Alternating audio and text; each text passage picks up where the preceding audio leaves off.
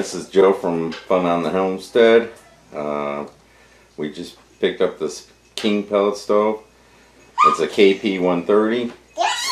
That's my daughter in the background. And I'm going to give you a few tricks that I learned on this pellet stove. What kind of pellets to run and what temperatures. And let's get started. Alright, this is Joe from Fun on the Homestead again. We're going over the pellet stove, the King pellet stove. The one thing I didn't think about when we purchased, but I'm glad that it makes it a lot easier, which most people don't think about when they purchase a pellet stove, is how you load the pellets. Now when you load the pellets,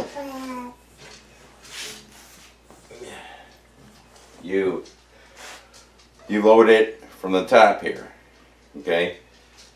And what makes this easy on this pellet stove is the amount of room you have. This area does not get hot on top.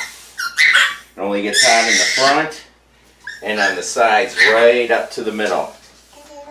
So the top doesn't, but you have a big loading area. Some pellet stoves, they load it towards the back, or even if they have it in the front, it's not a big opening. So that was a big plus after we purchased it and realized it.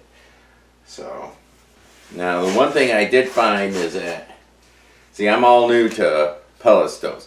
Wood stoves, I've been burning them for years, and I know how to run a wood stove. This is a lot less work. There is more maintenance when it comes to cleanup, but you have a lot less work when feeding the fire, gating it up, getting it down. And when you have a wood stove, you have to do that all day. You load the pellets, you set it on the setting you want, that's it, you're done. You just got to make sure that there's pellets in the pellet stove. Other than that, that's it. Now in this pellet stove, you can actually load 130 pounds of pellets into the top of this pellet stove. That would last me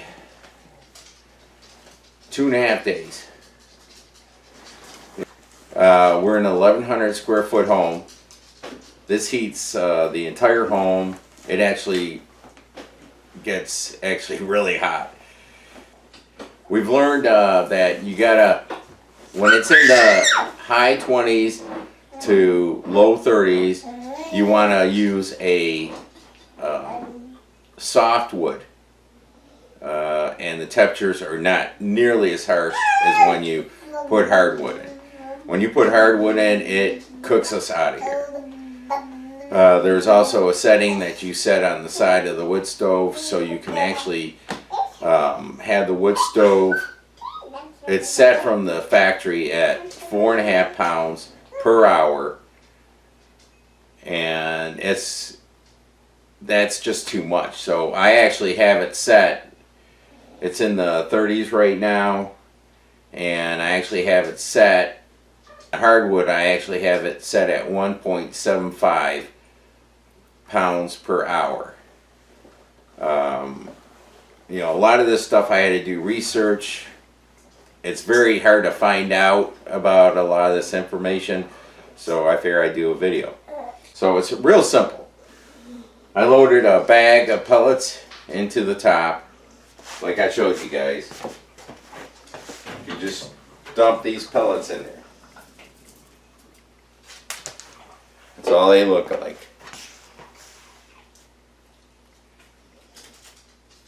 That's all that's in there.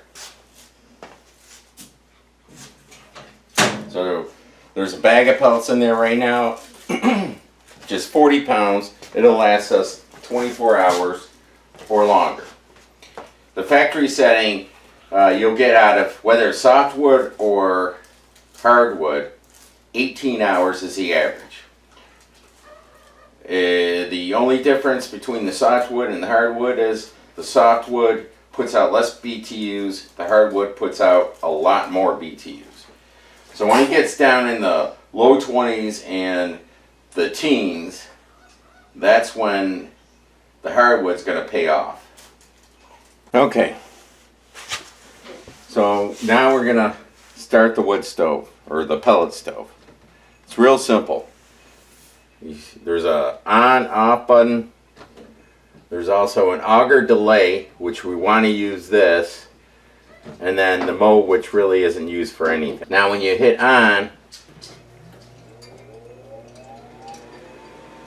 it'll say HR1, and it's blinking. That's heat range 1. This goes up to, I think, heat range 5. Never had it pass heat range 3. And if you want to change heat range, you just push this button up or down. Let's see, it goes, yep. Heat range 5 is the highest setting. We're going to keep it on heat range 1. And we're going to let the, there's a pot in there that the pellets go into.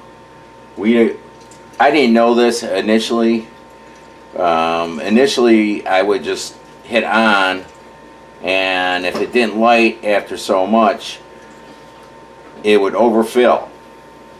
So then you have to dump it out. You do not want to take that and put it back into your hopper, because you can actually start a fire. In the hopper, you don't want that. I didn't do that, but the pot would overflow. And then what it's doing is it's cooling and smothering what little fire is going, because it's an electrode that heats up the pellets, and that's how you get your ignition. So after the pot fills up a little bit, which I'll show you in a minute, I hit the auger delay, and I keep hitting it so it doesn't overflow. That way it's just heating up those pellets. So you got to think it's wood, so you want to keep heating that little bit of wood up to get your fire going. And that's the easiest, cleanest way to get it started. Otherwise, you get too many pellets, then it can smoke. You won't believe it can smoke like crazy. So I'm going to show you guys the pot and the pellets in there. And we're going to hit the auger delay. So that'll come on for 1 minute.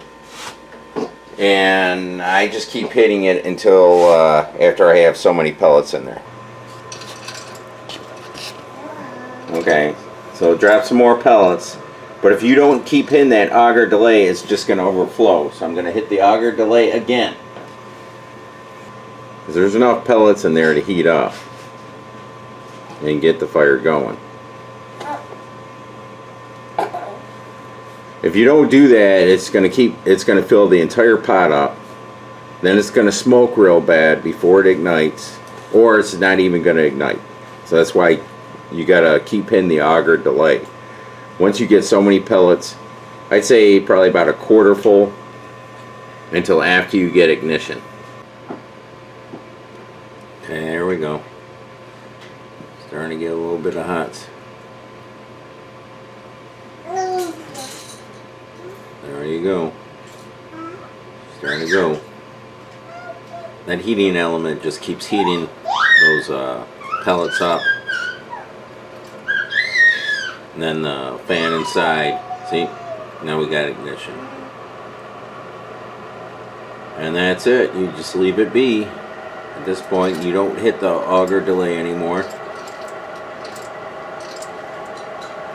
Now, if you don't do it this way, it'll end up smothering. It'll keep going out. This may take a couple times to do, but eventually this is the best way to do it. The hardwood's a little harder to get ignite.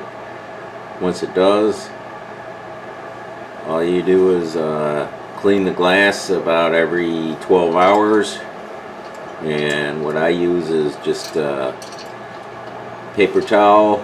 I soak it down, put a piece of cardboard underneath on the floor, and wipe the door down, and then shut it. Because your glass will get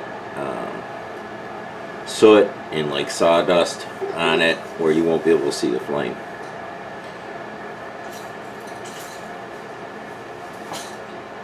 That's it.